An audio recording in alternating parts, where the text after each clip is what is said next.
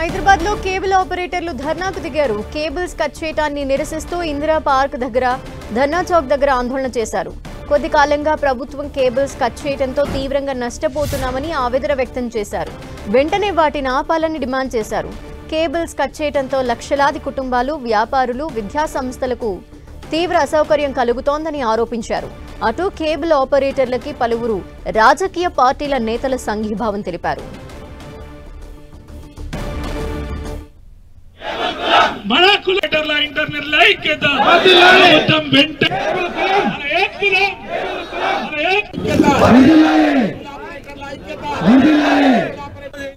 Permission ఇస్తేనే నేను ఆ స్తంభం మీద నేను కేబుల్ వేసుకున్నా.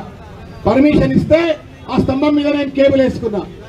కేబుల్ వేసుకున్న తర్వాత ప్రతి నెల నేను నీకు లైసెన్స్ ఫీ కడతా ఉన్నా. నేను ఆ పోల్ను వాడుతున్నందుకు నేను ఫీజులు కడుతున్నా. ఇవాళ కేబుల్ ను కట్ చేయాలనుకున్నప్పుడు కనీసం నాకు నోటీస్ ఇవ్వాలా? ఇది ప్రజాస్వామ్య సూత్రం, రాజ్యాంగ సూత్రం. ఇది భారత రాజ్యాంగానికి విరుద్ధంగా, సహజ న్యాయ సూత్రాలకు విరుద్ధంగా ఇవాళ ఇష్టం వచ్చినట్టుగా కేబుల్ కత్తిరించేట్టుగా పాల్పడతా ఉన్నారు. ఇది దుర్మార్గం. పర్మిషన్ ఇస్తేనే